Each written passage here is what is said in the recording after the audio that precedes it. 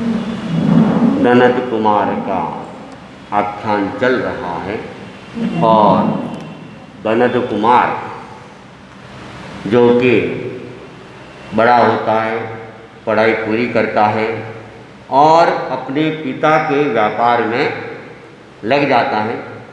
साथ साथ में वह धर्माराधना में भी अपने समय का नियोजन करता है। नंदन धनद कुमार, नंदन धनद कुमार, साहस का अवतार नंदन धनद कुमार, नंदन धनद कुमार, सद्गुण का भंडार नंदन धनद कुमार, नंदन धनद कुमार, साहस धर व्यापार किया है, आय स्रोत विस्तार किया है, साहस धर व्यापार किया है, आय स्रोत विस्तार किया है, न्याय नीति अनुसार नंदन धनद कुमार, नंदन धनद कुमार, हो जाता जब निश्चित अर्जन, कर देता अतिरिक्त विसर्जन, हो जाता जब निश्चित अर्जन, कर देता अतिरिक्त विसर्जन, सामाजिक उपकार नंदन धनद कुमार, नंदन धनद कुमार, साहस का अवतार नंदन धनद कुमार, सद्गुण का भंडार नंदन धनद कुमार, नंदन धनद कुमार। तो ननद कुमार जो व्यापार भी कर रहा है, अर्थ का अर्जन भी कर रहा है और साथ साथ में धर्म का अर्जन भी कर रहा है। तो व्यापार के लिए एक नियम होता है कि व्यापार में सफल वही हो सकता है जिसके भीतर में साहस रूपी गुण हो। अगर साहस का गुण नहीं है तो वह व्यक्ति व्यापार में कभी सफल नहीं हो सकता है। जब लोग अध्ययन करते हैं तो उनको व्यावसायिक शिक्षा दी जाती है और व्यावसायिक शिक्षाओं में व्यवसाय के अनेक गुण बताए जाते हैं। तो उसमें पहला गुण बताया जाता है कि उसमें साहस होना चाहिए। जो साहसी होता है वही धन को व्यापार में लगा सकता है और भीतर डर रहे पता नहीं घाटा हो जाएगा, वो हो जाएगा, वैसा हो जाएगा, तो वह व्यक्ति व्यापार में भी आगे बढ़ नहीं सकता है। जो इस डर को निकाल दे, जो होगा सो होगा, लेकिन बिना धन के व्यापार हो नहीं सकता है, इसलिए व्यापार में तो धन लगाना ही पड़ेगा। तो ननद कुमार भी उसने साहस को धारण करके व्यापार किया और जो पिता का व्यापार चल रहा था उस व्यापार को उसने और बढ़ा दिया और केवल व्यापार को ही नहीं, उसके साथ में जो आय का स्रोत था वह भी बढ़ने लगा। जितना धन लगाएंगे, जितना व्यापार फैलाएंगे, अर्जन भी उतना ही ज़्यादा हो पाएगा। कोई 1000 रुपये से व्यापार चालू करे और लाख का फायदा सोचे तो कभी हो नहीं सकता है। और जो लाखों करोड़ों में व्यापार करते हैं तो फायदा भी उस हिसाब से हो सकता है। तो ननद कुमार भी साहस को धारण करके व्यापार को उसने बढ़ाया है और आय के स्रोत को उसने विस्तार दिया है।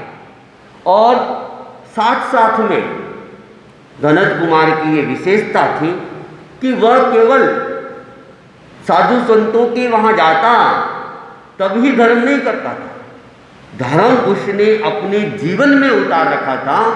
तो वह जहाँ कहीं भी जाता धर्म का आचरण उसके हमेशा साथ रहता था। तो व्यापार के अंदर भी उसने उसको भूला नहीं और न्याय नीति के अनुसार वह अपने व्यापार को आगे बढ़ा रहा था। आज की तो धारणा ही बदल गई है। कहते कि कुएं में भांग पड़ गई है, वह स्थिति आज की है कि न्याय नीति से भी कोई व्यापार होता है क्या? व्यापार करना है तो बेईमानी जरूरी है। ये एक आम धारणा सबकी बन चुकी है कि 2 नंबर का काम नहीं करेंगे तो धन भी नहीं मिलेगा। लेकिन ऐसा होता नहीं है कि जो व्यक्ति न्याय नीति से भी करता है वह भले थोड़ा भी कमाता है, लेकिन कहा जाता है कि वह थोड़ा धन भी बहुत लाभ देने वाला होता है। तो धनत कुमार ने भी अपनी व्यापार की एक नीति बना रखी थी कि सबके साथ में न्याय हो, नीति पूर्वक ही अपने को आदान प्रदान करना है। और साथ साथ में एक और बात थी, और ये प्राय देखा गया, अनुभव किया गया कि जो व्यक्ति धर्म के साथ में रखता है और अर्थ अर्जन की सीमा करता है, वो सीमा बहुत जल्दी पूरी हो जाती है। ऐसा मैंने अनेकों के जीवन में देखा और अनेकों को भी दिखा कि सीमा पूरी हो गई, लेकिन मन पूरा नहीं हुआ, तृष्णा पूरी नहीं हुई, तो क्या है, नियम को भी आदमी विचलित हो जाता है, नियम को भी तोड़ देता है। ऐसे भी देखने को मिला। 12 व्रत लेते हैं, उसमें 5वें व्रत में परिग्रह की सीमा करते हैं। तो आदमी क्या है, सीमा करते समय बहुत ज़्यादा दूर की नहीं सोचता और वर्तमान परिप्रेक्ष्य में ही अपना दिमाग घुमाता है। और जब वर्तमान परिप्रेक्ष्य में दिमाग घुमाता है तो उसका भविष्य फिर खतरे में भी आ जाता है। इसलिए नियम लेते समय हमेशा आज की नहीं, आगे की 20-50 साल की सोच के कोई चलता है तब तो नियम व्यवस्थित निभ जाता है। और आज की स्थिति में सोचे, या आप अपने पीछे के 25 साल की पहले की स्थिति देखें, उस समय जो वस्तुओं का मूल्य था, कारीगरों के जो मूल्य थे, उसमें और वर्तमान में 10 नहीं सैकड़ों गुना फर्क पड़ गया है।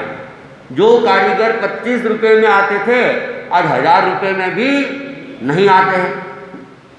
तो सब चीज़ों में फर्क पड़ा है और समय के साथ में और भी फर्क पड़ना है। तो 5वां व्रत जब ग्रहण करते हैं उस समय बहुत सोचना होता है कि हम दूर की सोचे। आज हमारे पास में 1 करोड़ है, ज़्यादा से ज़्यादा 10 करोड़ हो जाएंगी, ये सोच के कोई नियम ले तो फिर हो सकता है 50 साल बाद या 20 साल बाद वो फेल भी हो जाए। तो जो आगे की सोचता है उसके लिए दिक्कत नहीं होती है। तो ये धनत कुमार वह भी क्या कर रहा था, अर्जन कर रहा था, लेकिन अर्जन के साथ वह विसर्जन भी करता था। एक सीमा उसने बना था कि इतना होने के बाद मुझे आगे अपने पास में नहीं रखना। तो फिर जैसे ही वो सीमा पूरी होती, अतिरिक्त होता, वो विसर्जन कर देता, फिर अपनी नई सीमा निर्धारित कर लेता। तो इस प्रकार वह आगे से आगे व्यापार में बढ़ता जा रहा था, आगे से आगे सीमा निर्धारित करता जा रहा था, और वह सीमा पूरी होते ही विसर्जन भी कर लेता और नियम पूरा होते ही वापिस नई सीमा का निर्धारण भी वह कर लेता। तो इस प्रकार वह सामाजिक उपकार के लिए अर्थ अर्जन के साथ अर्थ विसर्जन का भी वह ध्यान रखता था, क्योंकि समाज है और समाज तभी चल सकता है जब समाज में दानदाता उपलब्ध रहे। अगर दानदाता नहीं हो और सब संग्रह ही संग्रह करना लगे तो समाज का कल्याण नहीं हो सकता है। तो धनत कुमार वो जानता था कि ये आध्यात्मिक धर्म नहीं है, लेकिन लौकिक कर्तव्य भी हमारे रहते हैं, हम समाज में रहते हैं तो समाज के प्रति भी हमारा दायित्व है। उस चिंतन के साथ में वह अपने अर्थ का विसर्जन भी सामाजिक कार्यों के लिए, लौकिक कार्यों के लिए वह किया करता था। तो धनंजय कुमार न्याय नीति के साथ में आगे बढ़ता जा रहा था, व्यापार को बढ़ाता जा रहा था और साथ साथ में लौकिक कार्यों में भी अपना योगदान दे रहा था। अब ये देखो कि एक तो नीति से व्यापार करना और उसके बाद भी क्या होना, अतिरिक्त अर्जन होना और उसका विसर्जन करना। तो व्यक्ति अगर न्याय नीति से करता है तो ऐसा नहीं कि वो पिछड़ ही जाएगा या वो बहुत ज़्यादा ऊपर नहीं उठ पाएगा। और अनेक अनेक बड़े व्यापारियों से चर्चा हुई, बात हुई, तो उनको पूछा 1 नंबर 2 नंबर, तो एक भाई ने तो यहाँ तक कह दिया महाराज ये 2 नंबर का झंझट रखता ही नहीं। जितना दिमाग हम 2 नंबर की फाइल के लिए लगाएंगे उससे तो अच्छा उतना दिमाग हम व्यापार में लगाएंगे तो ज़्यादा निश्चिंतता के साथ हम आगे बढ़ते जाएंगे। ऐसी सोच वाले व्यक्ति आज भी मौजूद है कि 2 नंबर की ज़रूरत नहीं है और हम उसमें अपने दिमाग को लगाने की बजाय अपने व्यापार को हम कैसे आगे बढ़ा सकते हैं उसमें अपनी शक्ति का खर्च करते हैं और 1 नंबर से भी हम आगे बढ़ते हैं। तो कोई नीति से भी आगे बढ़ना चाहता है तो बढ़ जाता है। और एक कहावत भी आती है कि नीति लारे बरकत, मारवाड़ी कहावत है कि नीति के पीछे अपने आप बरकत होती है। एक घटना भी आती है, प्राचीन घटना है। एक राजा था और प्राचीन समय में अनेक राजा वे प्रजा के हितकारी होते थे कि प्रजा को सुख मिले, उनकी क्या समस्याएं है, वे जानकारी रखने के लिए खुद रात को, शाम को, दिन में जैसे भी उनको समय मिलता वेश बदल के बाहर निकलते और जनता के विचारों को सुनने की कोशिश करते, जनता को समस्याओं को समझने की कोशिश करते।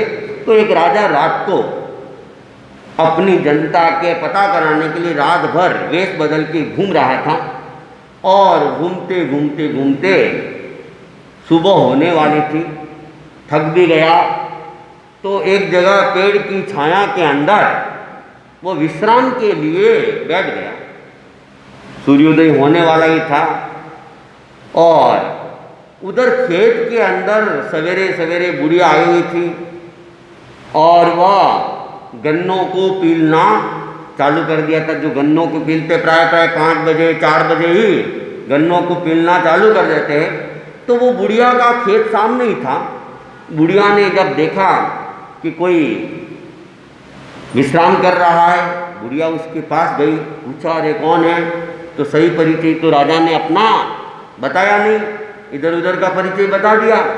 और फिर उस बुढ़िया ने कहा अब थके हुए हो, आप मेरा खेत पास नहीं है, अब चलो और ताज़ा गन्ने का रस निकाल के मैं आपको पिला दूँगी।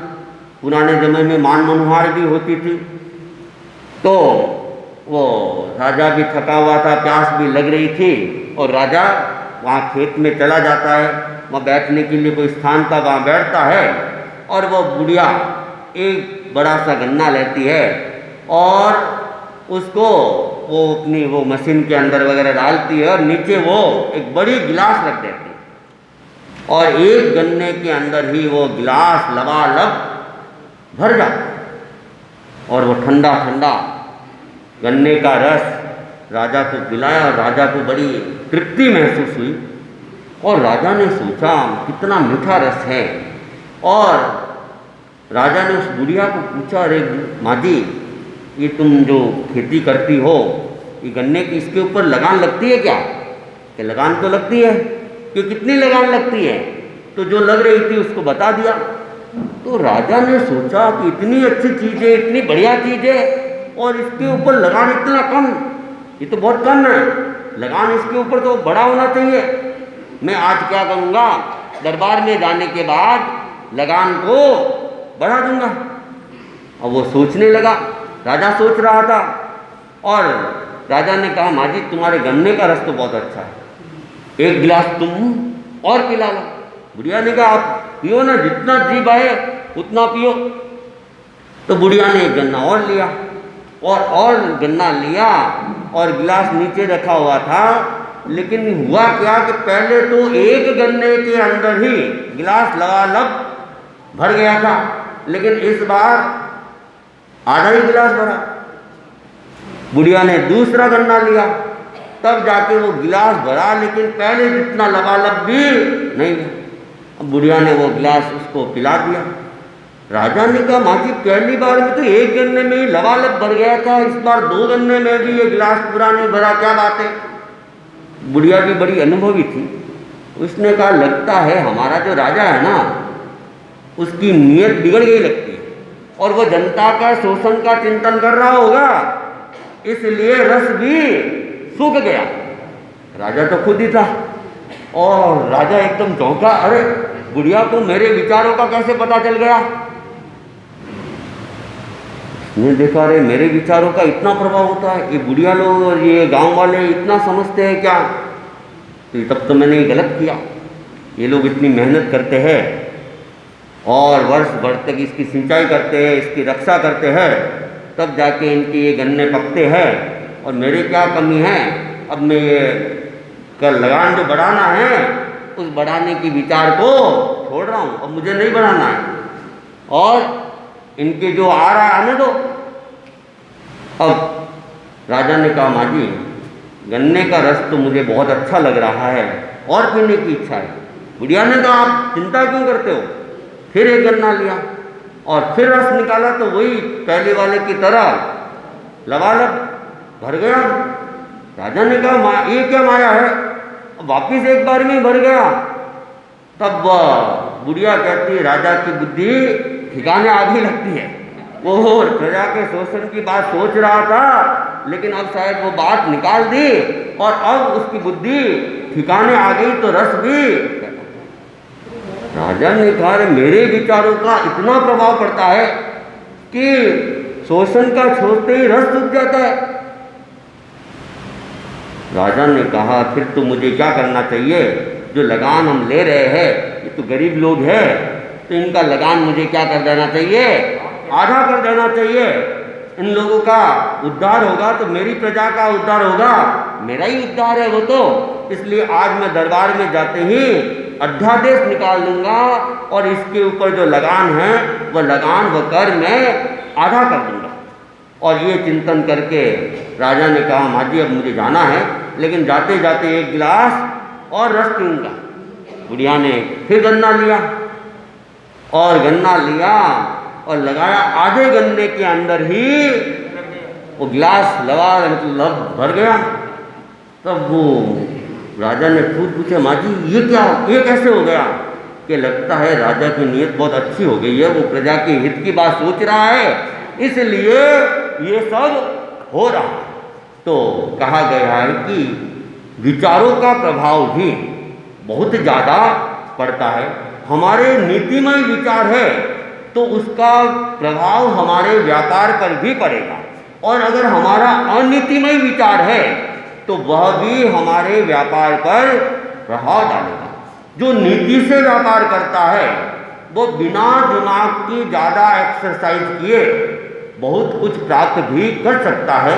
इसलिए ये सोचना कि वर्तमान में तो 2 नंबर बिना काम ही नहीं होता है, 1 नंबर से करेगा वो आगे बढ़ ही नहीं सकता है, ये विचार निकालना चाहिए। और जो ये विचार निकाल के काम करता है वो पाप कर्मों से भी बचता है और धर्म के साथ धन का अर्जन करने में अपनी शक्ति का नियोजन करता है। तो धनत कुमार भी नीति के साथ व्यापार कर रहा है और सीमा पूरी होते ही उसको प्राप्त धन को भी वो सामाजिक काम के लिए विसर्जन कर लेता है। नाम के लिए नहीं, काम के लिए, सामाजिक काम के लिए। अनेक व्यक्ति देते तो है लेकिन चाहिए क्या, नाम चाहिए। तो नाम के लिए जो दिया जाता है वो वास्तव में दान नहीं है। जो बिना नाम के दान दिया जाता है वो विसर्जन की कोटि में आता है, त्याग की कोटि में आता है और वो धर्म का कारण बनता है। तो इन्हीं के साथ अब आगे जनक कुमार का क्या होता है, कैसे होता है, हम आगे सुनेंगे। श्रद्धेय